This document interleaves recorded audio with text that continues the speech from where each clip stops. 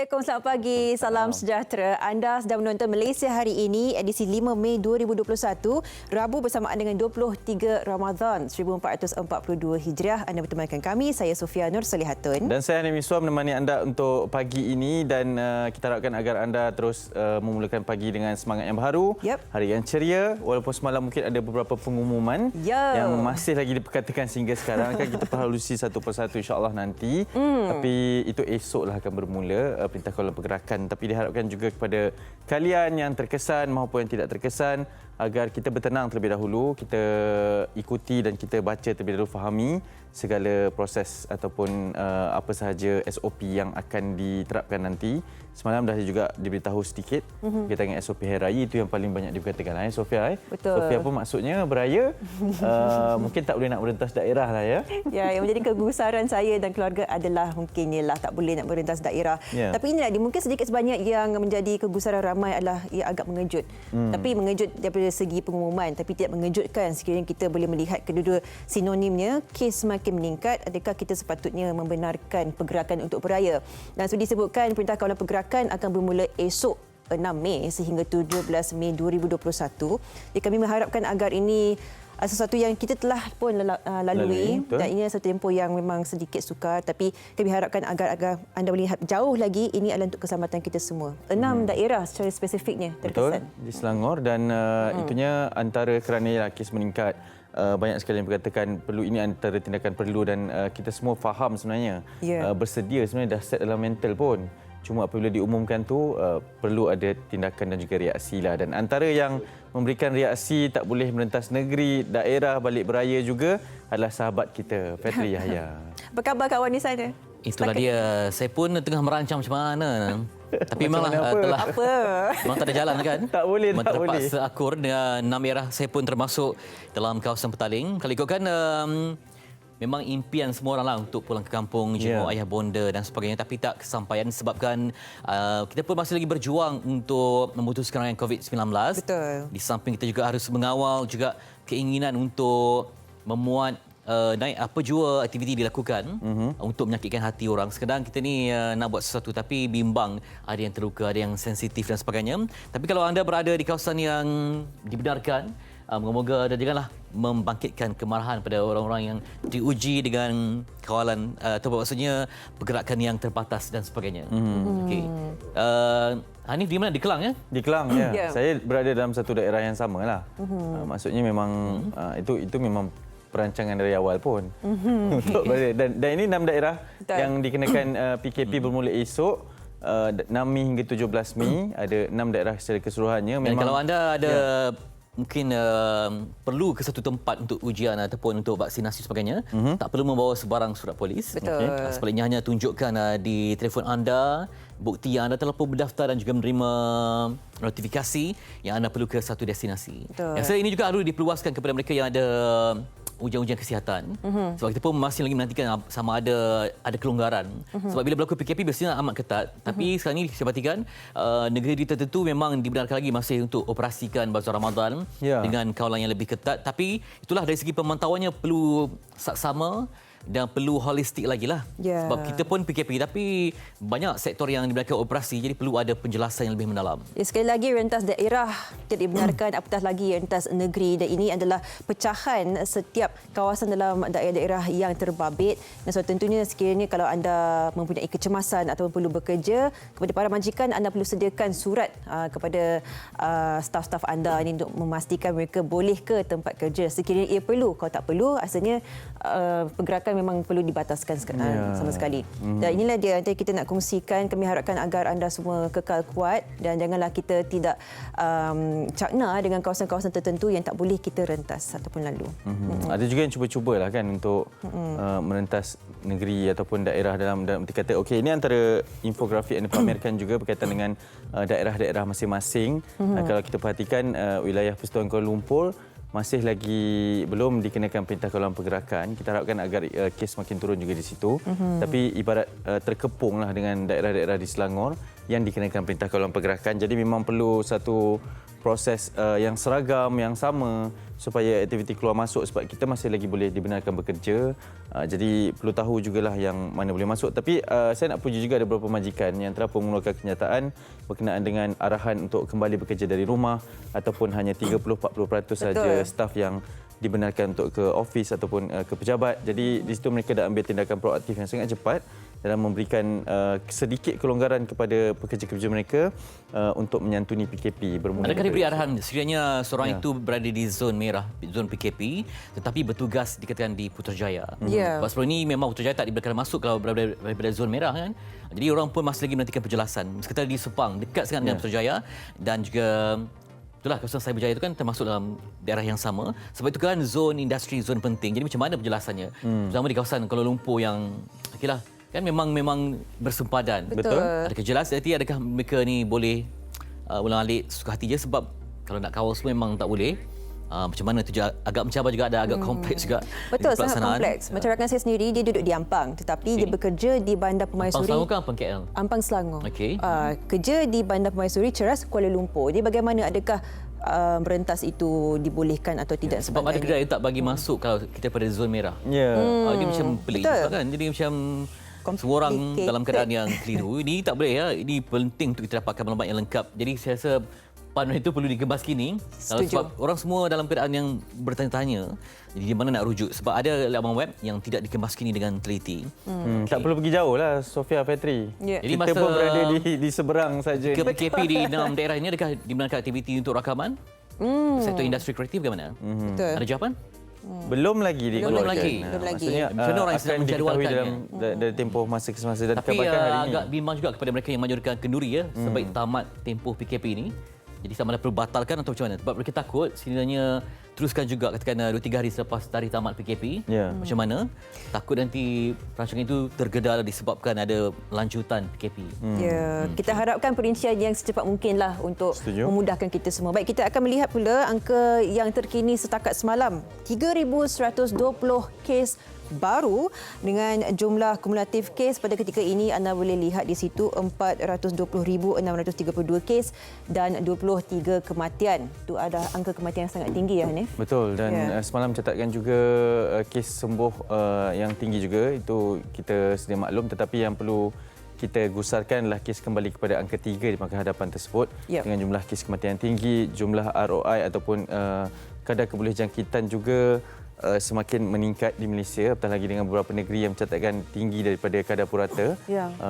Itu yang paling bimbangkan, dan ini mengikut pecahan negeri, masih lagi tinggi di Selangor, Kuala Lumpur, Johor dan juga Sarawak yang mencatatkan bilangan yang tinggi, termasuk juga Kelantan. Dikatakan kadar kebolehjangkitan di sana juga sangat tinggi dengan varian yang dilaporkan juga berbeza daripada yang sebelum ini, dan ini adalah kes-kes kematian baru diperkatakan oleh Sofia tadi.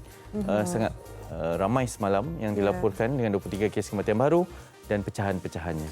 Tapi apa yang saya risaukan adalah setiap masa yang kita melalui PKP ini adalah terdapat yang satu juga berita berkenaan mutasi COVID-19 ini. Macam baru-baru ini di Kelantan telah pun dikesan varian daripada Afrika, dan juga mutasi berganda telah pun wujud di beberapa negara di seluruh dunia. Jadi kami harapkan, yalah, sekarang kita juga sedia maklum, hari ini juga bermula bagi mereka yang dah mendaftar untuk vaksin AstraZeneca. Hari ini bermula pemberian vaksin tersebut di 4 lokasi. Jadi kami harapkan agar anda semua yang telah pun mendaftar dipermudahkan, dan kita harapkan tiada sebarang kesan sampingan lah. Kalau ada pun jangan risau kerana kita mempunyai perlindungan insurans daripada kerajaan. Jadi ambil maklum tentang carta alir proses tersebut. Betul. Bagaimana nak daftar, macam mana kita nak ada, sebab vaksin AstraZeneca ni diperlukan, tak silap saya, 10 orang dalam satu vial tu baru boleh dibuka dan disuntik pada dalam grup yang sama lah, maksudnya baru boleh dibuka bekas tersebut. Jadi perlu patuhi segala masa yang ditetapkan. Jadi berhati-hati semua, nanti boleh kongsi pengalaman Hari untuk panduan bersama. Saya lambat lagi lepas raya. Lepas raya? Supaya saya boleh beraya dengan tenang dulu. Faham. Okey, kita nak meninjau pula akhbar hari ini. Kita mulakan dulu di Berita Harian. Okey, di Berita Harian bersama dengan saya, di muka hadapannya sudah pasti berkaitan dengan pengumuman PKP semalam di beberapa buah kawasan, dan tetapi yang menjadi pilihan penerbit pada pagi ini adalah berkaitan dengan satu gambar yang dipaparkan di muka hadapan ini berkaitan dengan pelantar cari gali minyak Naga 7 tenggelam, tapi dilaporkan 101 kru selamat. Pelantar minyak Naga 7 milik Velesto Energy Berhad dan dikata ConocoPhillips Sarawak Ltd tenggelam ketika melakukan kerja penggerudian telaga minyak di Blok Salam 3, kira-kira 260 km di luar pesisir Miri petang kemarin. Bagaimanapun, semua 101 kru pelantar itu disahkan selamat. Perincian ini boleh baca di halaman ke-18. Dipaparkan berkaitan dengan beberapa gambar yang telah pun berlaku kejadian ini semalam, dan sebuah pasukan tindakan kecemasan telah digerakkan ke Naga 7 dan pihak berkuasa lain juga turut dimaklumkan mengenainya. Keutamaan dan perhatian utama kami adalah keselamatan pekerja dan semua mereka sudah dipindahkan dari Naga 7 tanpa sebarang kecederaan. Ini menurut laporan yang dikeluarkan semalam juga, dan ini mengatakan bahawa setakat 7.45 pagi semalam ianya sudah tenggelam sepenuhnya, dan menurut Menteri Pengangkutan Sarawak Datuk Lee Kim Shin, pihaknya sudah dimaklumkan mengenai kejadian itu dan segalanya berada dalam proses postmortem sekarang ini untuk diberikan laporan yang selanjutnya. Apapun, segala ataupun semua kru dilaporkan selamat, itu berita yang paling penting, dan diharapkan agar segala proses lepas ini berjalan dengan lancar untuk dilaporkan kepada pihak berwajib. Okey, itu di berita harian. Baik. Saya teruskan perkongsian di NST dipaparkan di halaman utama, tentunya berkenaan dengan MCO ataupun Perintah Kawalan Pergerakan, tetapi apa yang menjadi pilihan penerbit di halaman yang ke-11, FT Mosque to Shelter the Abused. Ini adalah berkenaan dengan bantuan yang boleh diberikan kepada mereka mangsa dera domestik yang boleh mendapatkan sokongan dan bantuan daripada masjid-masjid di wilayah persekutuan. Dan inilah dia, isu ini pasti memerlukan kerjasama pelbagai pihak kerana disebutkan di sini helping abuse victims would need all hands to deck as police had opened 5,260 investigations papers last year on domestic violence alone, and Ministry's Talian Kasih helpline received 2,540 calls on such cases in the same year. Jadi angka yang mencecah ribuan berkenaan dengan dera domestik, masalah rumah tangga dan sebagainya, dan Talian Kasih juga lebih 2,000 panggilan. Jadi ini menjadikan satu situasi yang perlu mendapat perhatian semua dan memerlukan kerjasama semua pihak supaya memberikan sedikit sebanyak bantuan kelangsungan bagi mereka yang menjadi mangsa dera dalam rumah tangga sendiri ataupun domestik. Dan kita harapkan yang terbaik di kawasan wilayah persekutuan. Itu di halaman yang ke-11 New Straits Times. Ya. Okey, seterusnya Fetri. Okey, di Metro masih lagi berbincang tentang Selangor kena PKP yang telah pun kami umum di awal tadi, 6 daerah yang akan dikenakan Perintah Kawalan Pergerakan. Di samping mungkin untuk makluman anda, pada setiap minggu pihak polis terima lebih kurang 40,000 permohonan rentas negeri pada setiap hujung minggu, dan keputusannya bergantung kepada tahap mungkin logik ataupun keperluan yang perlu dilepaskan. Dan pada masa sama, seandainya ada daripada ulul amri tentang arahan untuk layanan rentas negeri, kita kena hormati institusi agama yang telah memberikan sebarang putusan, kerana ia juga melibatkan pada muzakarah kebangsaan. Dan lanjutan daripada itu, selama kena PKP ini, ini tentang SOP Aidilfitri. Boleh solat sunat Aidilfitri, tetapi di kawasan yang PKPD tak boleh. Ziarah Syawal di kawasan PKP hanya 1 Syawal saja. Yang lain PKP semua tu sampai 3 Syawal saja. Jadi anda kena betul-betul fahamlah ya. Misalnya kata kalau anda berada di bandar utama, 1 Syawal. 1 Syawal. Kota Damansara 1 Syawal lah. 1 Syawal. Kalau di Sabak Bernam? 3 Syawal. 3 Syawal. Itu mungkin trivia yang perlu anda patuhi ya. Trivia. Jadi kena penjelasan yang mendalam, anda kena fahami dan buat kajian apa yang perlu dilakukan. Dan sampai-sampai itu juga dimaklumkan bahawa ada beberapa negeri lain seperti Kelantan larang sebarang majlis kerajaan, dan untuk seluruh negara tidak langsung dibenarkan untuk rumah terbuka. Untuk satu Malaysia, tak kisahlah PKP ke, PKPB ke, PKPD dia tak boleh langsung untuk buat open house atau rumah terbuka. Tapi solat sunat Aidilfitri dibenarkan ya? Ikut kapasiti masjid dan ikut arahan bagi masjid itu jugalah. Ada masjid yang saya lihat boleh berada di dalam kawasan Dewan Solat Utama saja. Kalau di belakang-belakang tu tak boleh. Ikut ketegasan pihak masjid juga. Ada masjid yang memang dikawal oleh rela ataupun pegawai-pegawai pembantu, bila cukup je orang terus ditutup, tak boleh masuk lagi.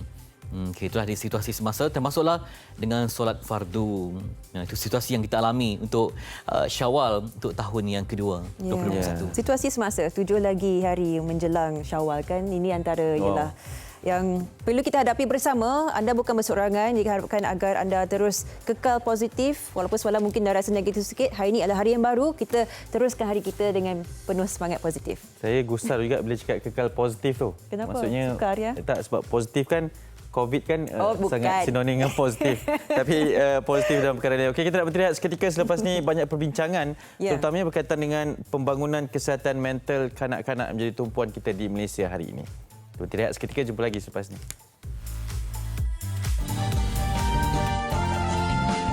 Saya Wan Ahmad Fauzi bin Wan Hussein dan seluruh ahli keluarga mengucapkan Selamat Hari Raya Aidilfitri, maaf zahir dan batin kepada seluruh muslimi dan muslimat di mana jua anda berada. Semoga Hari Raya pada tahun ini tetap meriah dan penuh kesejahteraan.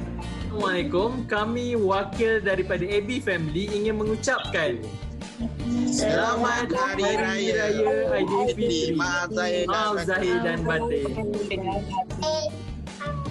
Selamat Hari Raya, maaf zahir batin dan semoga berbahagia di hari yang mulia ini. Selamat Hari Raya Aidilfitri, maaf zahir dan batin. Kami dari Pengawas Special Learning Center Keluang ingin mengucapkan Selamat Hari Raya Aidilfitri, maaf zahir dan batin. Hai, Assalamualaikum. Saya Nur Syafiq Alisa binti Saiful Bari, berasal daripada Kuala Lumpur, ingin mengucapkan Selamat Hari Raya Aidilfitri, maaf zahir dan batin, terutamanya keluarga saya yang kini berada di Besar Terengganu. Bye. Bye. Kami ingin mengucapkan Selamat Hari Raya Aidilfitri, maaf zahir dan batin kepada semua umat Islam di seluruh dunia, terutamanya di Malaysia. Walaupun terdapat pelbagai cabaran untuk menyambut perayaan pada tahun ini, saya berharap kita semua dapat menyambut Hari Raya Aidilfitri dengan penuh rasa gembira. Saya Raya juga, tapi jangan lupa. Bye-bye. Gadis Beauty ingin mengucapkan Selamat menyambut Hari Raya Aidilfitri, maaf zahir dan batin. Assalamualaikum warahmatullahi wabarakatuh dan hai, saya Nur Akila binti Azman berasal dari Setiawangsa, Kuala Lumpur, ingin mengucapkan Selamat Hari Raya Aidilfitri, maaf zahir dan batin kepada keluarga saya, rakan-rakan dan seluruh umat Islam di Malaysia. Kami ingin mengucapkan Selamat Hari Raya Aidilfitri, maaf zahir dan batin. Selamat Hari Raya Aidilfitri, maaf zahir dan batin.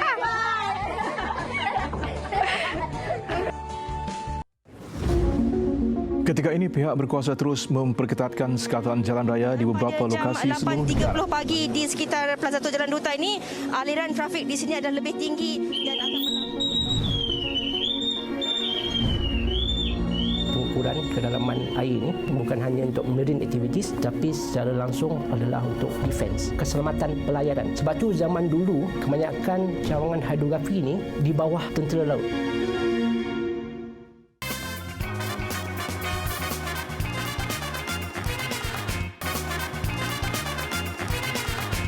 Masih bersama kami di Malaysia hari ini dan di segmen kali ini kita akan mempertengahkan pembangunan kesihatan mental kanak-kanak. Sedia maklum, kebelakangan ini memang banyak sangat kes yang membabitkan kanak-kanak. Bagaimana trauma itu boleh memberikan impak jangka masa panjang bagi mereka. Dan trauma ini mungkin ada kaitan dengan penderaan fizikal, seksual yang mungkin memberi impak pada emosi. Kadang-kadang ni kita tengok mungkin tak ada apalah, tapi mungkin mereka ni menyimpan satu perasaan ataupun dendam yang akan memudaratkan masa depan mereka dari segi interaksinya, motivasi kehidupan dan sebagainya. Kita akan berbincang lebih mendalam bersama dengan Profesor Undang-Undang UKM dan Pesuruhjaya Kanak-kanak Suhakam, Profesor Datuk Nur Aziah Muhammad Awal. Assalamualaikum. Assalamualaikum warahmatullahi. Sihat Datuk? Alhamdulillah. Tak sihat tak sampai. Terima kasih raya ke tu? Bukan. Baju kerja. Oh, baju kerja. Baik, Prof, kita hari ini nak bincang isu yang amat penting sebab bila sebut tentang pembangunan, ia harus berkembang ke tahap yang baik. Tapi bila kita lihat pelbagai isu yang muncul mutakhir ini memberikan dampak yang kita bimbang. Berkembang adalah dengan situasi PKP sekarang ni kan. Kalau kita ikut keganas rumah tangga pun ada yang peningkatan juga. Dan bila rumah tangga itu tidak stabil, impaknya juga kepada isi rumah dalamnya, termasuk kanak-kanak. Ibu bapa stres, bergaduh ni impaknya ke motivasi anak-anak. Macam mana pada peringkat awal ni, perbincangan awal ni, Puan melihat isu ini penting untuk kita lihat secara akar umbi? Sebenarnya memang sangat pentinglah ya. Kesihatan mental kanak-kanak ni adalah sebahagian daripada hak dia. Hak kanak-kanak ni dalam Konvensyen Hak Kanak-kanak dia ada 4 prinsip asas ya. Tak boleh didiskriminasi, hak untuk hidup. Hak untuk hidup ni yang hak dia sihat mentalnya, boleh pergi sekolah, hidup dengan kasih sayang dan sebagainya, itu hak dia. Dan kemudian hak untuk dia mengambil bahagian, didengar pandangannya. Dan yang last ialah kalau nak buat apa-apa perkara mengenai kanak-kanak ni, kita perlu bagi prioriti kepada kepentingan kanak-kanak, konsep best interest. Jadi kalau kita tengok tu hak dia untuk hidup tenang, tak ada masalah ya.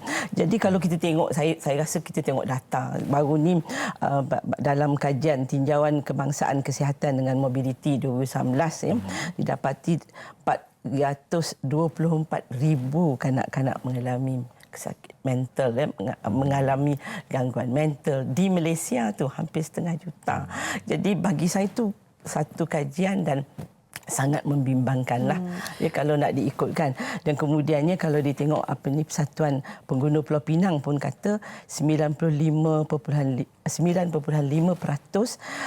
kanak-kanak antara 5 ke 15 tahun mengalami sakit mental.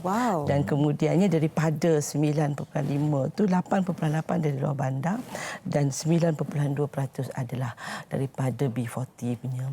B40 from family from B40. Ya, Datuk, pasti ramai yang terkejut kan melihat takkanlah kanak-kanak boleh ada kemurungan. Mesti ada ramai yang mempunyai persepsi begitu.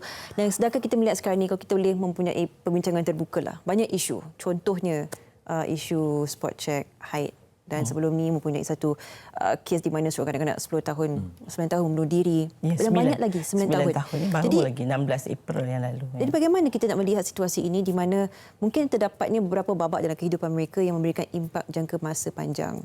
Dia sebenarnya sebab kanak-kanak ni duduk dalam keluarga dia. Ya. Jadi kalau kita tengok dari segi kenapa gangguan itu berlaku, dia bermula dengan apa yang dia alami. Sebab daripada dia lahir, ya, pembangunan dia mengikut umur dan sebagainya. Semua itu menjadi environment dia tu ada kesannya kepada diri kanak-kanak itu.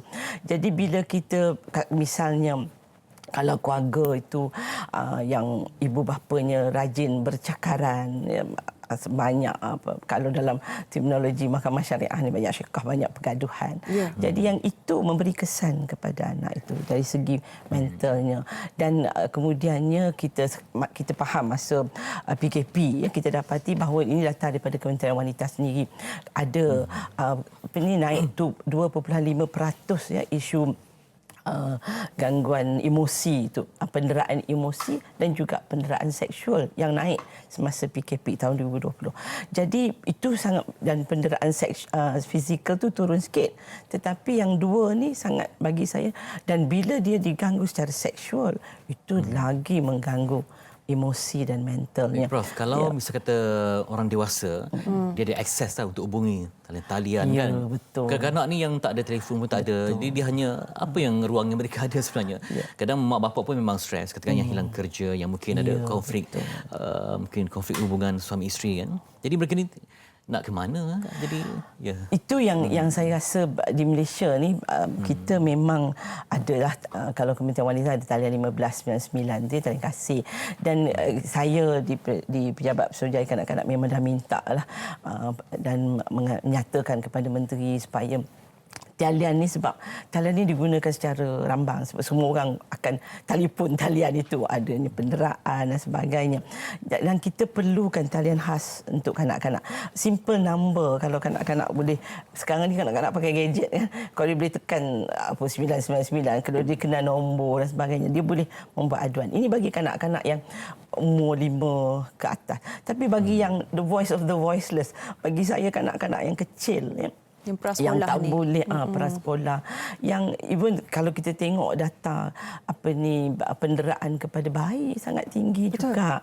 Jadi dia nak cakap kat siapa? Dan bagi saya di sinilah peranan yang dimainkan oleh jiran tetangga, dimainkan oleh saudara mara, dan kita dalam Akta Kanak-kanak tu memang kita sebut bahawa sesiapa yang tahu mengenai penderaan perlu membuat laporan polis dan sebagainya.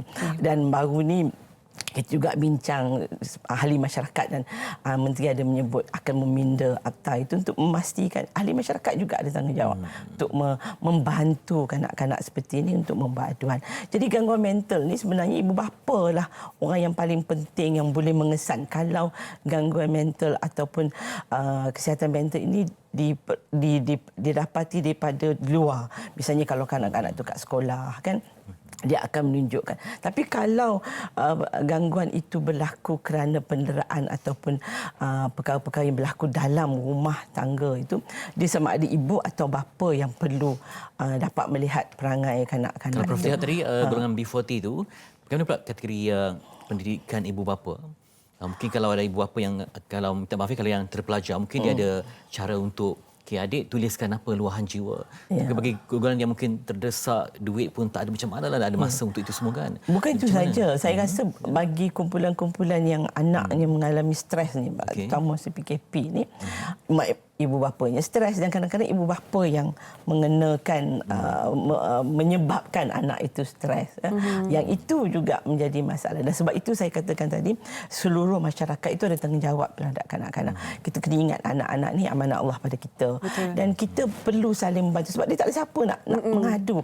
Kalau dia nampak dia duduk kat tepi, duduk termenung, mesti kita rasa macam kenapa agaknya anak ni duduk kat luar rumah lama sangat. Kalau dengar dia menangis, mungkinlah orang kata kenapa nak pergi jaga tepi kain. Tetapi gangguan mental daripada situlah penderaan-penderaan itu yang menyebabkan sampai kepada penghujungnya. Dan kalau kita tengok kes yang bunuh diri itu kerana baru saja selepas keluarga bergaduh.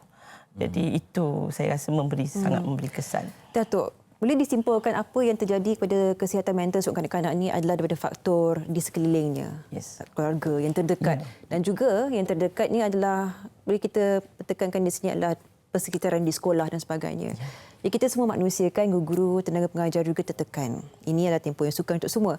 Tapi kita melihat peningkatan kes seperti baru ni, ada seorang kanak-kanak prasekolah yang pernah dicampak. Begitu banyak kes. Jadi bagaimana kita nak menyeimbangi kesihatan mental bukan sahaja kanak-kanak tetapi juga bagi adults, dewasa, tenaga pengajar. Kesinambungan tu bagaimana nak capai?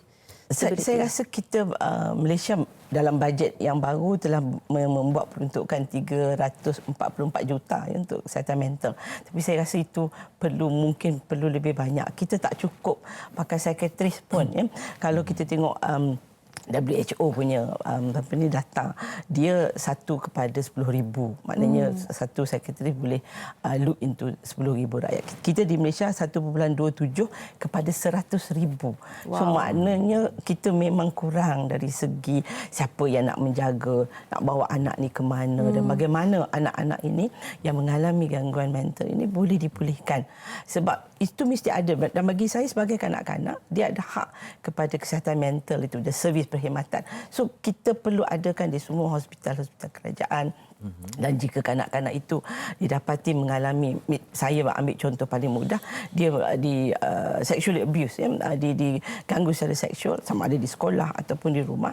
Dan bila sudah kes itu dibuka, bagi saya Jabatan Kebajikan Masyarakat, Pegawai Pelindung kena ambil kanak-kanak itu dan dia perlu ada kaunseling berterusan supaya dia boleh dipulihkan. Kalau tidak, sampai bila-bila pun dia akan bawa perkara itu ke dalam kehidupan dia. Itu dia. Jadi misalnya kalau ada konflik di rumah kan, pelajar tu cuma tiba nampak macam murung, tidak makan sebagainya, mungkin jadi dia tak cerita kepada orang lain. Tapi apa hak sekolah atau guru untuk membantu? Kadang-kadang jangan campur anak aku jadi jadi masalah kan.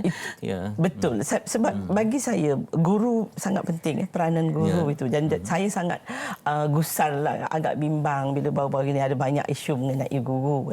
Tapi saya percaya itu segelintir kecil daripada guru yang melakukan perkara-perkara itu. Tapi walau bagaimanapun Kementerian Pendidikan perlu tackle isu guru ini. Sebab bagi saya, kalau anak tu mengalami penderaan di rumah, hanya pada sekolah saja yang boleh identify, nampak anak itu murung. Dia kalau kita lihat sign ataupun tanda-tanda gangguan ini, dia murung dan ada anxiety. Kadang-kadang dia show tantrum dekat kelas, mengamuk, ganggu kawan. Dan satu lagi ialah dia tak boleh tak lalu makan, sakit perut selalu. These are all the signs. Jadi guru patutnya boleh memerhati. Dan dalam satu kelas, saya tahu kadang-kadang satu kelas 40 orang. Tapi dalam 40, kalau seorang guru tu, zaman saya belajar pun, dia boleh identify pelajar ni mesti ada masalah. Dan kalaulah pendera itu yang menyebabkan anak itu terganggu secara mentalnya oleh guru, maka ibu bapa pula kena main peranan itu. Kita tahu ibu bapa sibuk, yang bekerja, tapi dalam masa yang sama ibu bapa mesti ada interaksi dengan anak. Dia mesti tahu tu anak dia yang lahirkan. Dia mesti tahu kenapa anak tak makan, kenapa sekarang ni senyap, tak bercakap. Perkara-perkara itu perlu perubahan ada. di segi perawakan, interaksi. Itu semua tanda-tanda dan kita perlu tanya. Dan bagi saya dalam masyarakat hari ini, dalam keluarga ni, komunikasi keluarga sangat penting. Kita kadang-kadang bercakap dengan telefon, ni yang masalah. Asyik sibuk, mak ayah pun kalau sibuk. Kalau kajian tentang before itu, apa lagi masalah? Mungkin lingkungan ke? Kadang-kadang mungkin kita tengok macam kawasan, contoh kawasan yang, katakan contoh lah kan, PPR kan, macam sesak, dia pun kadang lift rosak kan, naik ke tingkat keempat, stres kan. Mungkin masalah parking, daripada nak cari makan, kena berebut semua tu. Jadi macam mana? Sedangkan anak tu mungkin dalam keletihan. Kadang ada juga anak yang teman ibu berniaga tidur dekat bawah macam kaunter tu kan. Macam mana kehidupan mereka sebegitu? Sebenarnya ini semua main peranan. Sebab bagi saya kerajaan memang dah ada pakej-pakej tertentu, bantuan-bantuan tertentu. Dan tetapi dalam masa yang sama kita kena ambil perhatian dalam masyarakat. Kita bukan semua orang senang, bukan semua orang, dan kumpulan terutamanya kumpulan B40 yang duduk di flat. Dan saya tahu kita ada kawasan risiko tinggi dan ada pusat aktiviti. Dan pusat aktiviti ini main peranan saya rasa dalam masyarakat untuk memastikan anak-anak itu tidak terabai, tidak juga didera. Dan kalau berlaku penderaan seperti itu, maknanya kadang-kadang ibu bapa tu kata bukan saya tak sengaja bawa anak. Saya tak ada siapa. Bayangkan kes di mana dia pergi jual nasi lemak, anak tinggal kat rumah, tadi anak terjatuh dan sebagainya. Itu pun menjadi satu kesalahan dalam undang-undang. Jadi dia bawa anak. Anak tu pun jadi stres dan sebagainya. Jadi kita perlu melihat, dari saya rasa ruang lingkupnya sangat luas dan kita perlu buat banyak perkara lagi untuk memastikan anak-anak terjaga kesihatan mental. Dari tahun ke tahun tak kita punya kemajuan dalam bidang ni? Itu saya kata kita slow dari segi komen repertoire, special repertoire di United Nations yang datang kepada kita pada 2014. Pada 2014 tu pun dia kata kita Malaysia masih jauh kalau nak capai. Tapi bagi saya kita telah buat, komen dia ialah kita telah buat banyak untuk kanak-kanak dan juga orang dewasa dari segi sakit mental ni. Tetapi kita perlu kejar cepat sikitlah. Sebab tu saya rasa penambahan psikiatris itu sangat penting. Dan kemudiannya sistem aduan itu it must be children friendly lah juga bagi kanak-kanak yang memang yang saya sebut tadi, voice of the voiceless. Sebab dia tak boleh bercakap, dia hanya boleh menangis, dia hanya boleh menunjukkan daripada perbuatan dia bahawa dia terganggu secara mental. Baik, akhir sekali Datuk, bagi sesiapa sahaja yang mungkin muskil melihat seorang anak ini mungkin yang keadaannya sukar, tercabar dan sebagainya, untuk menjaga kebajikan mereka dari segi mental, apakah yang kita boleh lakukan untuk membantu seorang kanak-kanak ini? Bagi saya NGO banyak melakukan kerja-kerja amal seperti ini dan bagi saya kalau dalam masyarakat jiran tetangga main peranan dan kemudiannya talian 1599 tu ada. Panggillah talian 1599. Saya tahu agak ramai yang kata kalau kami telefon banyaklah soal jawabnya, tapi tak apa. Bagi saya melaporkan bahawa kita sangat concern terhadap anak ini dan kita rasa anak ini dan keluarga ini perlu dibantu. Baik, kita ucapkan terima kasih kepada Profesor Datuk Nur Aziah Muhammad Awal, Profesor Undang-Undang UKM dan Pesuruhjaya Kanak-kanak Suhakam, meluangkan masa memberikan kita gambaran penuh apa yang boleh kita lakukan untuk membantu anak-anak ini yang semoga ada lonjakan dari segi prestasi kita untuk membantu, insya-Allah. Tak mintalah begitu. Dengan sokongan dana dan juga ilmu untuk semua pihak. Mungkin dana tu kena tambah lagi. Ada luahan Prof ditambah dana untuk membantu segenap aspek kehidupan. Baik. Kita akan berehat seketika. Sekembalinya kita akan bersama dengan Hanif untuk perkongsian harga ikan dan makanan laut di pasaran. Segala ini di MHI. penerimaan vaksin COVID-19. Ini Abang K. Abang K telah memuat turun dan mendaftar MySejahtera untuk mendapatkan suntikan vaksin COVID-19. Seterusnya, Abang K perlu mengaktifkan dan mengemaskini MySejahtera sebelum menerima notifikasi penawaran untuk vaksin COVID-19. Beliau juga perlu mengisi maklumat tambahan untuk pendaftaran dan melengkapkan penilaian vaksinasi. Abang K akan menerima notifikasi tarikh, masa dan lokasi penerimaan vaksin COVID-19 melalui MySejahtera. Sebagai seorang yang bakal menerima vaksin, beliau perlu membawa kad pengenalan, telefon bimbit yang berdaftar dengan MySejahtera dan memakai pakaian yang longgar dan bersesuaian. Setibanya di lokasi penerimaan vaksin, Abang K dikehendaki untuk mengibas QR Code premis sebelum memasuki premis tersebut. Abang K perlu mengibas suhu dan menjalani saringan gejala. Sekiranya bergejala, proses vaksinasi ditangguhkan dan akan menerima janji temu yang baharu. Seterusnya, QR Code perlu diimbas untuk pengesahan kehadiran penerimaan suntikan menggunakan aplikasi MySejahtera dan kad pengenalan perlu diberikan kepada petugas kesihatan untuk semakan identiti. Kemudian, Abang K mendapat penerangan mengenai vaksin yang akan diambil sebelum menandatangani borang persetujuan suntikan vaksin COVID-19. Seterusnya, Abang K menuju ke stesen suntikan untuk menerima suntikan. Selesai menerima suntikan, Abang K perlu mengimbas QR Code vaksin.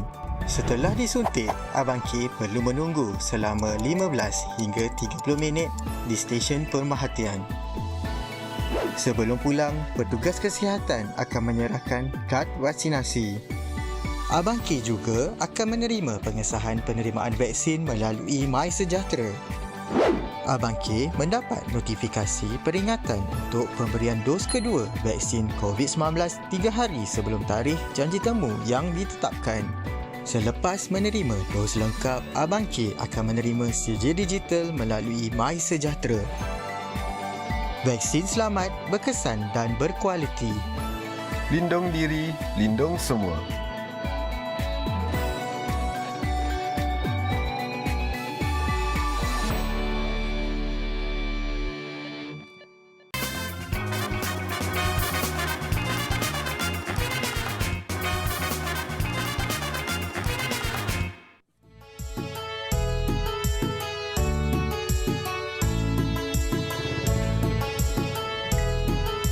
Berikutan peningkatan kes COVID-19, beberapa kawasan telah pun dilaksanakan PKP dan beberapa buah bazar Ramadan telah pun ditutup. Hal ini sekaligus mencetus kebimbangan terhadap para peniaga yang lain.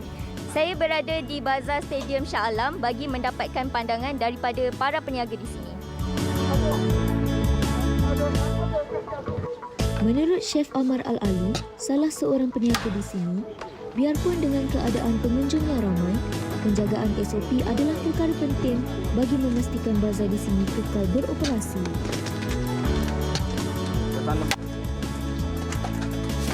Tahun ni pun kita ada ramai orang, jadi kita kena jaga peratuk kita lah. Kita kena ikut SOP.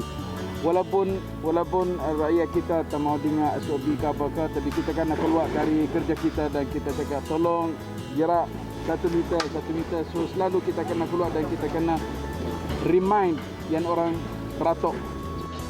Tambahnya, selain daripada pengunjung, menjadi kepentingan para peniaga untuk turut mengawal keadaan pelanggan di gerai mereka supaya terus mengamalkan penjarakan sosial. Is tanggungjawab rakyat Malaysia yang orang berniaga.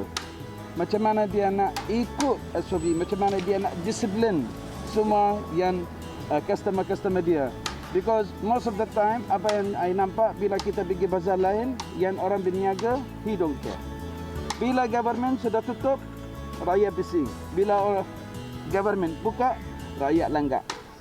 Bagi Chef Amar, tahun kedua pandemik menjadikan beliau lebih bersedia untuk menghadapi segala kemungkinan yang berlaku, termasuklah sekiranya bazar diarahkan tutup. Kalau tutup, kita kena terima riba. Tapi kita ada plan B, C, D. Dan kalau kita sudah tutup sini, kita sudah ada experience tahun lepas MCO, macam mana kita nak handle. So untuk Alhamdulillah, I'm very well prepared lah. Biarpun ada sesetengah peniaga yang sudah membuat persiapan sekiranya penutupan bazar dilaksanakan, keputusan ini pastinya sedikit sebanyak memberi impak negatif kepada peniaga yang lain. Kalau macam kami peniaga ditutup, masalah besar lah bagi kami kan. Sebab ni kira macam periuk nasi kami lah. Kalau bagi buka tapi ikut seperti yang sepatutnya ketat, tak kisah lagi lah. Kalau kata tutup habis, teruk jugalah kami. Bagi kita pihak peniaga, kita ikut mereka lah. Kalau kata tu, kita tak boleh nak buat apa lah. Tapi kita harap tak terjadilah benda ni. Rasa meniaga online lah. Komuniti dengan kawan-kawan, dengan saudara mara dulu kan. Apa produk yang kita ada, kita cuba meniaga sikit-sikit lah. Asal ada sumber lah, ada sumber pendapatan kan. Jangan tak ada langsung kan. Tak raya kan, dah tak boleh balik kampung. Raya pun tak ada apa kan, sedih lah nanti kan. Ada kebaikan di sebalik apa yang terlaksana kan. So kita kena fikir positif lah. Okey, kembali bersama kami di Malaysia hari ini. Baru saja dipaparkan berkaitan dengan sedikit perkongsian di Bazar Stadium Shah Alam. Jadi kepada mereka yang pergi, perlu pergi awal lah dan mungkin esok akan ada sedikit perubahan SOP berkaitan dengan Perintah Kawalan Pergerakan. Okey, dan fokus dan tumpuan kita pada segmen kali ini adalah untuk memberikan kepada anda berkaitan dengan harga ikan dan makanan laut di pasaran. Maklumlah menjelang Hari Raya Aidilfitri ataupun apa-apa musim perayaan, ini ikan sebenarnya mungkin ada yang terlepas pandang adalah juga antara termasuk dalam harga kawalan daripada Kementerian Perdagangan Dalam Negeri dan Hal Ehwal Pengguna.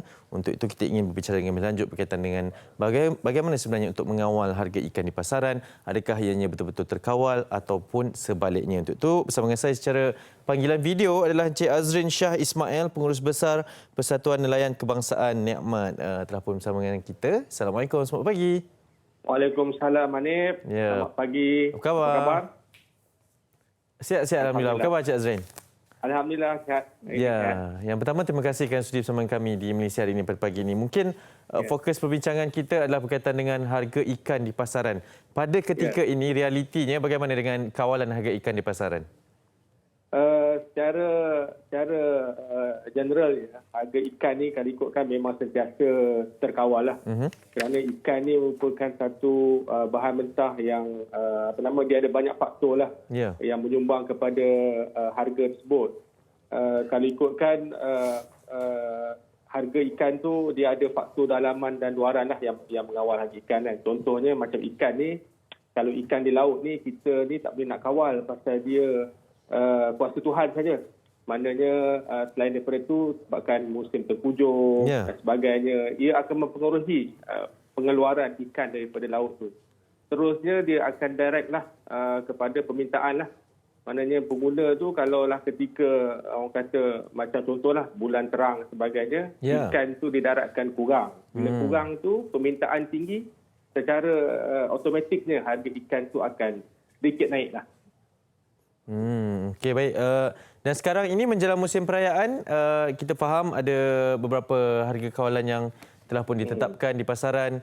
Adakah para peniaga terutamanya mungkin pemborong, mereka berniaga secara terus kepada pelanggan mengikuti harga tersebut dan apa-apa yang dilakukan oleh pihak Nikmat dalam usaha untuk memantau harga kawalan tersebut? Okey, kalau ikutkan dari segi harga kawalan ikan ni memang setiap kali musim perayaan macam yang Hanif cakap tadi, bawah kawalan daripada Kementerian Perdagangan Dalam Negeri dan Ehwal Pengguna. Dan juga kalau di lokasi setempat tu bawah PBT lah, maknanya pihak berkuasa tempatan lah. So jadi macam peniaga-peniaga ni memang diorang akan sentiasa patuhlah kepada penguasaan ataupun apa-apa undang-undang PBT yang berada di tempat tu. Kerana kalau kita tak patuh tu, contohnya harga tu kita terlampau tinggi dan sebagainya, berbeza dengan peniaga-peniaga yang sekitarnya, mungkin kita akan dikenakan tindakan. Itu dari segi peniaga pula lah. Dari segi kalau harga ikan ni oleh yang paling utamanya mengeluarkan ikan daripada laut adalah golongan nelayan lah. Kalau nak dikatakan golongan nelayan ni harga lagi tinggi, lagi dia sukalah. Kerana pendapatan dia akan lebih. Jadi itu di pihak nelayan. Macam nikmat ni pun kita memang berada di pihak nelayan. Tetapi dari segi pengguna akhirnya ia akan terkesanlah sebabkan bila harga tinggi orang ramai akan terbeban dengan harga tersebut, seterusnya kuasa beli itu akan kurang. Jadi bila nak mengatakan pada bulan Ramadan ni maknanya pelanggan ni ataupun pengguna dia ada pilihan lah sebenarnya. Kerana bila ikan ni bergantung, kalau rakyat Malaysia ni dia bergantung kepada apa yang nak dimasak untuk hari tersebut lah. Sekiranya harga ikan tu tinggi ataupun pada musim ini ikan tenggiri kurang, ikan kembung ada, pada masa tu ikan kerisi banyak ataupun ikan yang lain tak ada. Jadi diorang akan berubah dia punya pemilihan tu kepada bahan mentah yang lain. Contohnya ayam, daging dan sebagainya lah. Okey, Encik Azrin, mungkin kita perlu tahu juga sebab tadi saya sangat tertarik sebab Persatuan Nelayan Kebangsaan Nikmat terutamanya perlu menjaga kedua-duanya, pengguna akhir, pelanggan dan juga nelayan. Tapi dalam masa yang sama, bagaimana sebenarnya kalau saya sebagai pelanggan mengetahui bahawa sebenarnya ada harga yang tak berapa nak betul yang dikeluarkan ataupun yang ditawarkan? Apa cara-cara yang boleh kita lakukan dalam usaha untuk sama-sama menangani masalah ini? Okey. Yang pertamanya sebenarnya yang paling baik itu kita membeli di tempat yang banyak persaingan sebenarnya. Iaitu secara general lah. Kalau kita beli itu maknanya di situ ada satu kedai saja, baiklah kita beli di pasar. Kerana di pasar tu mungkin ada 5 ataupun 6 peniaga yang mereka pun mungkin kemungkinan bila ada persaingan harga itu turun. Dari pihak Nikmat pula, macam kami ni, kami juga ingin membantu nelayan. Apabila ingin membantu nelayan, kita cuba membeli ikan daripada nelayan dan juga bot Nikmat sendiri. Nikmat sendiri ada bot dan kita bawa ikan tu daripada Kuala Perlis terus datang ke Kuala Lumpur, dijual di lokasi pusat pengedaran ikan kita di Taman Wahyu Selayang secara terus kepada pengguna. Bukan apa, cara ni adalah salah satu cara kita nak mengurangkan lapisan orang tengah. Orang tengah ni tak boleh nak dikatakan ia satu yang negatif. Kita perlukan orang tengah kerana ikan tu berada di tepi-tepi pantai bila didaratkan. Jadi kena adalah satu entiti yang membawa ikan tu daripada tepi pantai ke kawasan-kawasan perumahan ataupun bandar. Itu pasal kita nampak kalau dari segi geografinya, kalau ikutkan pernah dengar tak orang di Kuala Kedah ataupun orang di Kuala Terengganu rungsing ataupun menyuarakan kepada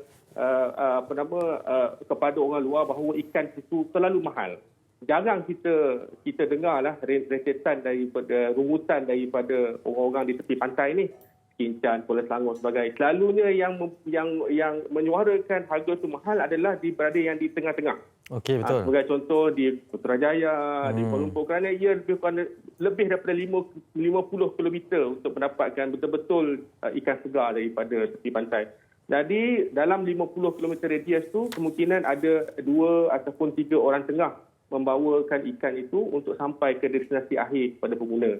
Jadi di situlah yang kita di pihak Nikmat kita cubalah untuk membawa ke ikan terus ke Selayang. Dan kita jual ikan kita sendiri, di samping itu kita jual ikan-ikan yang ahli-ahli lah supaya pengguna ni dapat satu kualiti yang baik. Kemudian harga ikan ni juga dia bergantung pada kualiti. Nak dikatakan orang tengah ni negatif pun tak boleh jugalah. Sebab kan bila ikan ni kita tak boleh simpan macam kita simpan emas. Kalau boleh sebenarnya bila kita daratkan hari ini, kita jual hari ini juga.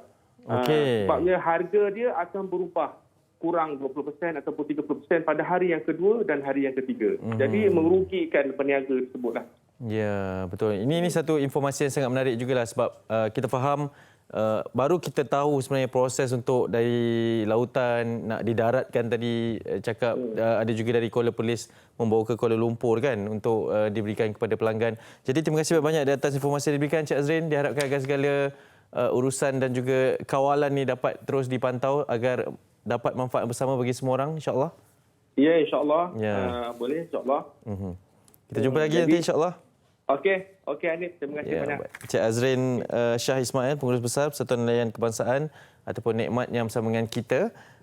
untuk memberikan penjelasan berkaitan dengan harga ikan dan makanan laut di pasaran. Kita nak berehat seketika, tapi selepas ini akan ada topik perbincangan berkaitan dengan infak di bulan Ramadan. Dan kita nak tinggalkan anda sebelum berhenti rehat dengan ucapan-ucapan Hari Raya Aidilfitri yang telah pun kami mula tayangkan sehinggalah ke Hari Raya dan juga seminggu pada Hari Raya Aidilfitri nanti. Jadi teruskan hantar kepada kami di laman media sosial MSI TV3. Jangan ke mana, teruskan bersama dengan kami. Assalamualaikum.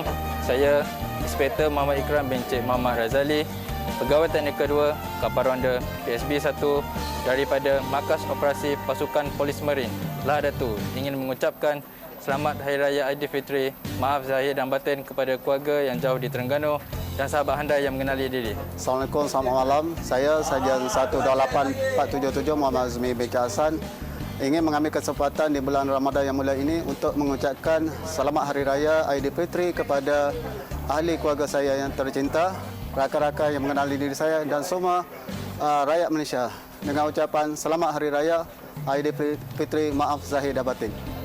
Saya Sub Inspektor Khairuddin bin Awang dari Kapal Ronda PSB 1 selaku Ketua Jentera mengucapkan Selamat Hari Raya kepada isteri serta anak-anak serta keluarga yang berada di Taiping, Perak dan seluruh warga pasukan Polis Marin di seluruh wilayah serta seluruh anggota pasukan polis. Saya mengucapkan Selamat Hari Raya untuk semua. Saya Konstebel 207 665 Syarul Izzat Iqmah bin Sarudin selaku Gerisa Bot Aris 8 Pasukan Polis Marin Wilayah 4 Lah Datu Sabah mengucapkan Selamat Hari Raya Aidilfitri, maaf zahir batin kepada ahli keluarga saya di Ipoh, Perak.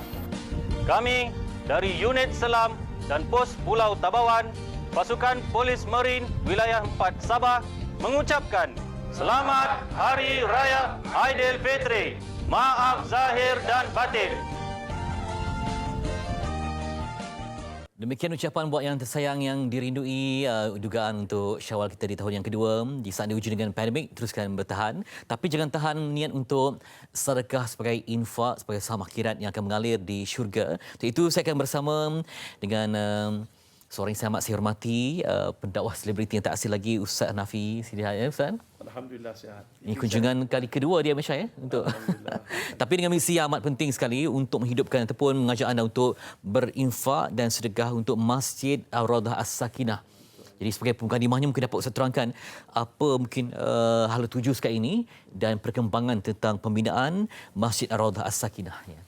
Alhamdulillah. Yang pertama, Masjid Ar-Raudah As-Sakinah ni sebenarnya surau yang nak di-upgrade kepada masjid. 15 tahun penduduk di kawasan Taman Pulai Mas menanti-nanti sebuah masjid untuk mereka solat di dalamnya, beribadah di dalamnya. Dan bagaimana pula pada 1 Mei 2019 kami baru mendapat kebenaran daripada Jabatan Agama Islam Negeri Johor untuk mengumpul dana untuk pembinaan masjid, dan juga kami baru dibenarkan oleh pejabat Kadi Kulai untuk membina sebuah masjid. Dan alhamdulillah ketika itu yang paling sukar adalah kami ingin mengumpul dana dalam keadaan pandemik COVID-19 ni. Jadi kalau tidak kita boleh kumpul dana pada hari Jumaat, pada hari lain. Tapi memang terlalu sukar dengan aktiviti dan kawasan tersebut boleh dikatakan kawasan yang teruk dilanda COVID. Dan penduduk kat situ makin lama makin padat. 80% daripada 80,000 orang penduduk di Taman Pulai Mas dan kawasan sekitarnya adalah Muslim. Dan mereka kalau solat Jumaat, solat Hari Raya Aidilfitri, melempah ke jalan raya. Terpaksa pasang khemah. Jadi sukar untuk beribadah dengan sempurna. Jadi tuan-tuan dan puan-puan, muslimin dan muslimat, penonton MSI pagi ini, saya merayu pada orang ramai, tolonglah bantu berkat bulan Ramadan. Nabi Muhammad SAW bila bersedekah dalam bulan Ramadan seperti angin yang laju berlalu. So kita sedekahlah ikut sunnah Nabi Muhammad. Dan ingat, sedekah bukan untuk tolong orang. Sebab kebanyakan orang sedekah untuk tolong orang, dia akan mengungkit. Dulu masa susah aku tolong dia. Sedekah adalah untuk tolong diri kita. tolong diri kita di akhirat nanti. Sedekah adalah penolong, sedekah adalah penghapus dosa, seperti air memadamkan api. Sedekah boleh menolak bala, sedekah boleh membantu ramai manusia dan membantu kita yang paling penting di akhirat sana nanti. Itu dia, sedekah bukan untuk tolong orang tapi lebih penting untuk tolong diri sendiri ya. Betul. Sebagai penyelamat, siapa tahu di saat kita diuji dengan pelbagai kegetiran akhirat, tiba-tiba pahala sedekah datang untuk menyelamatkan. Tadi Ustaz dah sebutkan pertambahan populasi ya, penduduk yang makin padat. Jadi saya lihat pada lakaran ini memang cantik, makin luas. Jadi juga bukan hanya sebagai masjid saja tapi juga sebagai sebuah kompleks. Aktiviti masyarakat di situ mungkin nanti tempat untuk mengasuh anak-anak. Jadi dia punya fungsi itu sangat hebat dan pelbagai. Jadi macam mana sekarang ni gerak kerja dan juga jumlah kutipan mungkin ada peningkatan Ustaz? Alhamdulillah jumlah kutipan setakat ni baru 2 juta. Kita ni masjid yang paling murah sebab ada kontraktor dan orang ramai dia cuba menyumbang secara profesional. Dia tak ada professional fees. So jumlah masjid kutipan sekarang ni 2 juta, kita lebih memerlukan 3 juta lagi. 3 juta. Dan alhamdulillah facilities yang ada kat situ tahap 5 bintang. Pertama kita ada quarters untuk para imam dan bilal dan petugas masjid, dan kemudian kita ada dewan serbaguna yang boleh kita sewakan untuk aktiviti kemasyarakatan, untuk jana pendapatan masjid. Yang ketiganya kita ada dewan yang boleh, dewan solat tu boleh muat 2,000 orang sekali waktu kita berjemaah.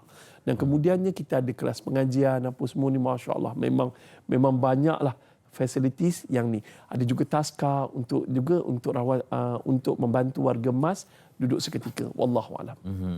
Dan kita pun bila sakit baki Ramadan masih ada lagi. Udara Ramadan masih dapat kita hirup dalam udara yang begitu nyaman musim bunga Ramadan ni. Jadi Ustaz mungkin dapat sebagai motivasi bersama apa galakan. Kadang-kadang orang kata aku pun tak cukup lagi sedekah macam mana kan. Tapi bila kita membuka niat itu, insya-Allah akan lorongkan. Mungkin tak nampak di dunia tapi dia punya macam mana Ustaz nak mengajak supaya orang ni bersedekah, jangan takut miskin akibat sedekah. Ya. Itu ayat daripada seorang sahabat. Jangan takut miskin, janganlah kamu takut miskin akibat bersedekah, kerana tidak akan berkurang harta mereka yang bersedekah. Tuan-tuan dan puan-puan muslimin dan muslimat, saya beritahu mungkin kita sekarang tengah susah, miskin. Salah satu punca dia sebab kita banyak dosa. Dan bila kita banyak dosa, kita minta ampun pada Allah Ta'ala dengan cara bersedekah. Bukankah sedekah memadam dosa seperti air memadam api? So bila kemurkaan Allah itu terpadam, maka mencurah-curah rezeki melempar ruah masuk ke dalam ke atas kita. Dan ketika itu perbanyakkan sedekah. Ramai jutawan-jutawan hebat hidup dulu lebih susah daripada kita, tetapi akibat mereka mengamalkan sedekah, rezeki mereka bertambah-tambah dan akhirnya mereka dapat membantu lebih ramai manusia. Dan kemudiannya tuan-tuan dan puan-puan muslimin dan muslimat, sedekah lain dengan sedekah masjid ni lain. Sedekah masjid dipanggil sedekah jariah. Bila mati anak Adam, semua amalan terputus kecuali 3. Yang pertama, sedekah jariah.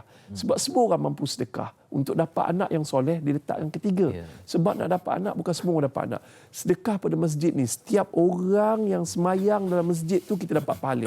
Setiap orang yang mengaji Al-Quran tu kita dapat pahala. Setiap orang ustaz, para ulama mengajar dalam majlis ilmu dalam masjid tu kita dapat pahala. Selama mana masjid itu berdiri teguh dan orang mendirikan ibadah di dalamnya, pahala masuk ke dalam akaun kita walaupun kita dah meninggal dunia. Biarlah miskin di dunia tetapi kaya raya di akhirat nanti. Wallahu a'lam. Juga ini peluang untuk berbakti ataupun sedekah untuk yang telah pergi Ustaz sebagai hadiah mereka di sana. Wakaf. Masya-Allah. Wakaf ni kadang-kadang kita ni tak sempat berbakti pada mak dan ayah sebab mak dan ayah dah meninggal dunia, waktu kita tak sempat, baru nak naikkan ekonomi. Tiba-tiba masya-Allah bila mak dan ayah tak ada, sebab hari ni hari lahir anak saya yang telah meninggal dunia. 5 hari bulan 5 2005 dia lahir, lepas tu dia meninggal pada 12 Ramadan. Jadi dia sebab sikit. Tuan-tuan, saya pun wakaf atas nama anak saya. Saya wakaf nama atas arwah ibu saya. Dan kita bila wakaf atas nama ni, Allah akan bagi kelapangan ibu dan ayah kita di alam barzah dan akan jadi benda yang amal jariah yang sampai selama mana masjid ni orang semayang, mak ayah kita dapat pahala di alam barzah. Wallahu a'lam. Moga Ustaz bertemu kembali dengan mereka dicintai di Raudah nanti ya. Amin. Dalam syurga insya-Allah. Itu dia Ustaz Nafi, seorang pendakwah yang sangat gigih yang berjuang untuk agama, hebat di menggunakan motosikal, tapi juga tujuan dakwah untuk sebarkan kebaikan, termasuklah membina sebuah masjid di dunia dan insya-Allah masjid juga di syurga nanti. Okey, itu dia segmen yang dapat kita bawakan hari ini untuk menggalakkan lagi infak di Ramadan. Kita akan berehat seketika nanti nak bersama dengan katanya seorang artis baru, penyanyi lelaki yang bersuara maskulin. Bagaimana, sejauh mana jantannya suara, kita dengar sebentar lagi.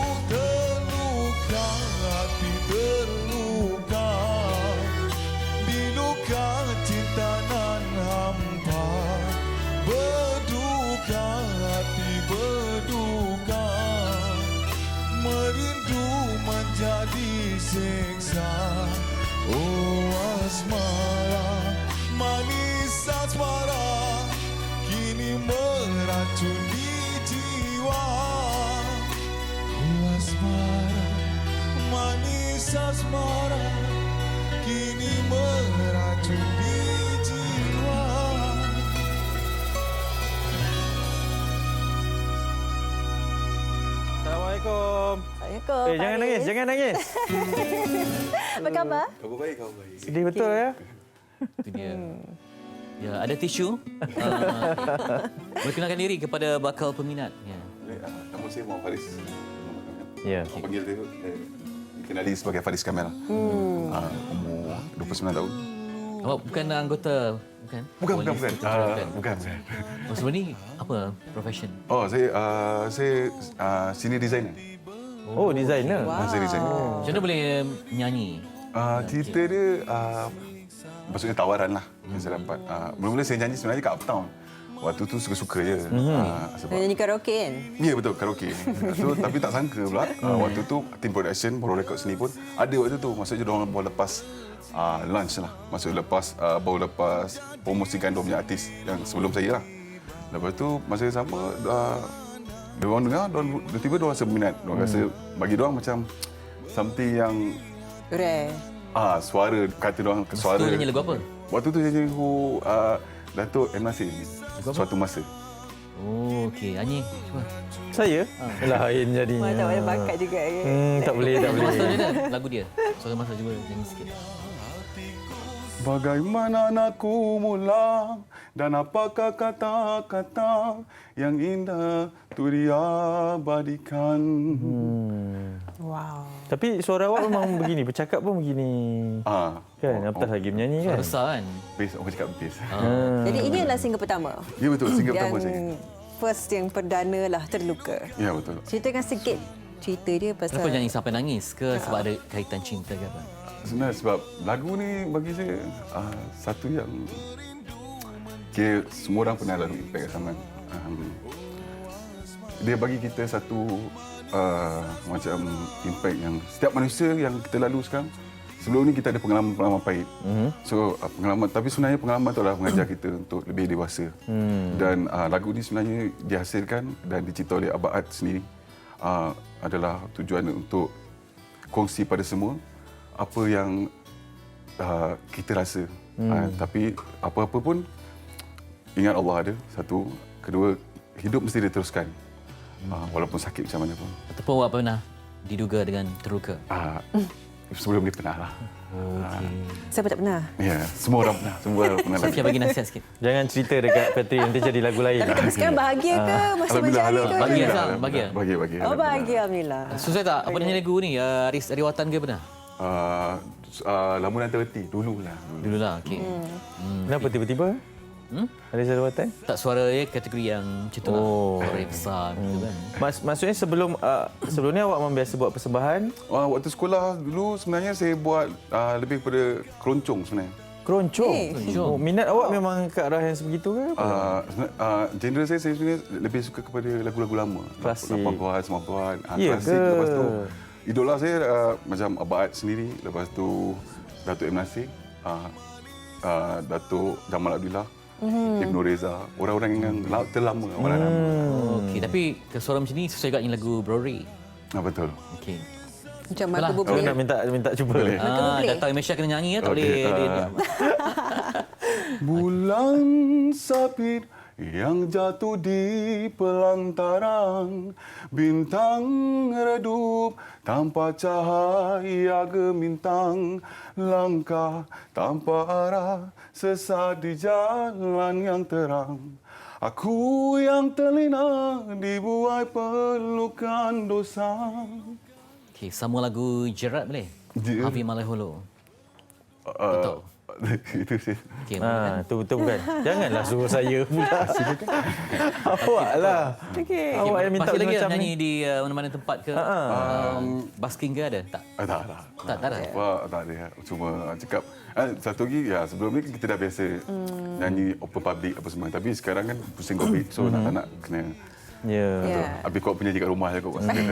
Faris sebagai newcomer kan, kita tengok trend lagu sekarang ni rancak, ala-ala K-pop. Benda macam memang jiwa muda lah. Mengapa merasakan ini adalah genre yang paling sesuai dengan diri? Bagi Faris, sebenarnya harapan dan impian adalah mengembalikan nostalgia lama ke era baru. Maksudnya muzik ataupun arrangement yang lama pada yang baru. Sebab tak nak benda yang lama ditelan zaman. Tapi kalau ikutkan sebenarnya pada masa yang sama, lagu-lagu lama sebenarnya evergreen. Sampai sekarang generasi-generasi yang sekarang pun masih tahu apa yang ada, yang lagu-lagu lama yang dulu kan. So bagi saya itu adalah satu impian saya supaya lagu saya akan datang pun dan lagu sekarang pun akan dikenang pada masa-masa akan datang. Ke mana awak nak meletakkan diri awak dalam industri ni? Ke tahap yang mana, ke taraf yang mana awak nak pergi ni? Apa harapan? Impian lah. Kalau impian saya, kalau akan datang, kalau boleh saya nak jadi seperti artis-artis legend yang terdahulu. Bagi itu harapan saya. Tapi apa-apa pun semuanya bergantung pada pendengar kita sendiri. Kalau penerimaan orang baik, insyaAllah. Setakat ini penerimaannya bagaimana? Alhamdulillah. Ramai juga kira, maksudnya terutama orang-orang yang lama. Diorang cakap macam benda yang baru. Sebab kebanyakan zaman sekarang macam sendiri cakap bagi tahu kita tak ada benda yang sekarang benda baru ada tapi yang lama tu kita tak ada. Macam tadi kita cakap tadi benda yang something rare. Ini klip video ni di mana dia buat? Klip video ni sebenarnya di Titu Bangsa di KL lah, daerah KL. Memang hitam putih. Tak jalan ya? Sebelum sebenarnya video klip ni sebelum PKP lagi. Tak silap saya PKP 2 ke PKP 1 kan. Lepas tu itu dihasilkan di situ. Pada malam tu juga sebenarnya malam emosional juga sebab malam tu tak silap saya gerimis, ditemani gerimis macam itu malam. Itu. So betul lah tu. Memang hujan. Ada hujan sikit-sikit rintik-rintik betul. Memang kenalah dengan tema awak nak buat ni ya. Alhamdulillah. Bagaimana awak buat satu penghayatan lagu tu sebab ni lagu yang sedih kan, terluka, dia melukakan semua orang ni. Kadang-kadang perasaan first bukan kita ingat baliklah kembali apa yang kita lalu kita, tapi benda tu sebenarnya salah satu yang membantu kita. Satu lagi apa yang kita bukan hanya pada kekasih je ataupun pada orang yang kita sayang, tapi lebih pada kadang keluarga kita sendiri pernah lalui benda yang kadang-kadang menyedihkan ataupun sedih. So benda tu yang membantu saya untuk menghayati lebih. Jadi macam Faris ditemui ataupun orang kata spotted lah kat karaoke kan. Lepas ni orang menyanyi lagu Faris dalam karaoke, pernah tak menyangkakan yang ini akan menjadi satu kerjaya bagi Faris? Sebenarnya tak juga. Bagi saya dulu sebab mula-mula lah sebab ibu saya dia cakap belajar dulu dan nak jadi apa terpulang. So saya cakap mungkin tak apalah kot, bukan rezeki lah. Tapi tak sangka Allah tu Maha Kaya. Dia mendengar dan saya dapat peluang dan benda tu rasa macam tuah lah. Rasa rezeki saya lah untuk kecaturan tu kan kena dengan masa. Rezeki Allah tu kita tak tahu. Manusia tu. Tapi awak nampak macam belia. Memang belia pun. Bila pemuda masih 20s. Kalau orang nak ikut awak dekat mana? Instagramnya? Boleh search dekat, kalau Facebook boleh search Faris Kamil. Okey. Lepas tu kalau Instagram boleh search Faris Kamil _official. Lepas tu kalau nak lebih mudah, just type je Faris Kamil dekat Google akan keluar. Dan dekat YouTube boleh tengok dekat Moro Record. Moro Record. Yes. Kita ucapkan all the best, selamat jaya. Semoga banyak lagi karya lepas ni. Terima kasih, insyaAllah. Okey, baik. Kita akan kembali esok. Kita akan membawakan topik berkenaan dengan situasi semasa mutasi berganda COVID-19. Cara yang kerap diperkatakan juga yang dibimbangkan juga kan sekarang kan. Okey. Okey, sampai ke penghujung. Bersabarlah dengan PKP ini. Sabarlah dua hayati. Okey, lagu apa seterusnya? Kepulangan yang dinanti. Kepulangan yang dinanti. Awak memang sukalah menduga. Memang. Okey, terima kasih semua. Jumpa lagi esok. Silakan. Bye.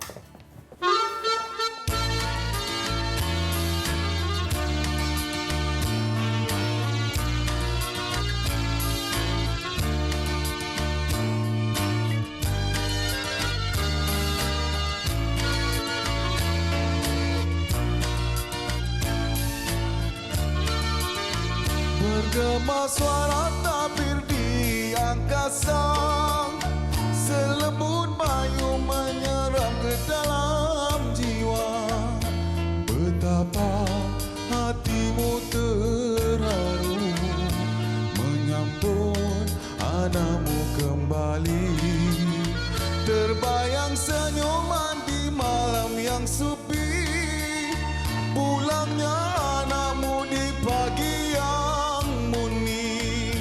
Betapa kasihku terharu melambai anakmu kembali. Dalam dakapan keheningan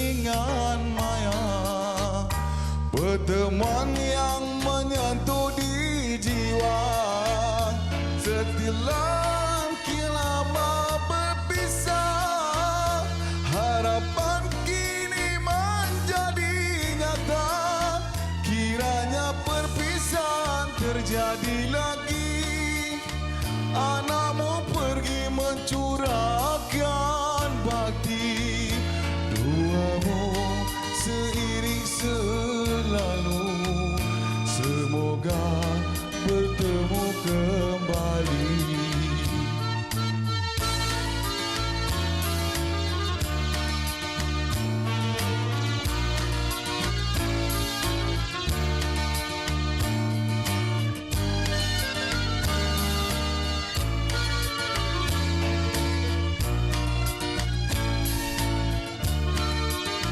Bergema seperti di angkasa, selembut bayung meresap ke dalam jiwa. Betapa hatiku terharu menyambut anakmu kembali. Terbayang senyuman di wajah nan sepi, pulangnya anakmu di pagi yang murni. Kasihmu searung kasturi melambai anakmu kembali. Dalam dakapan keheningan maya, berteman yang menyentuh di jiwa. Setelah sekian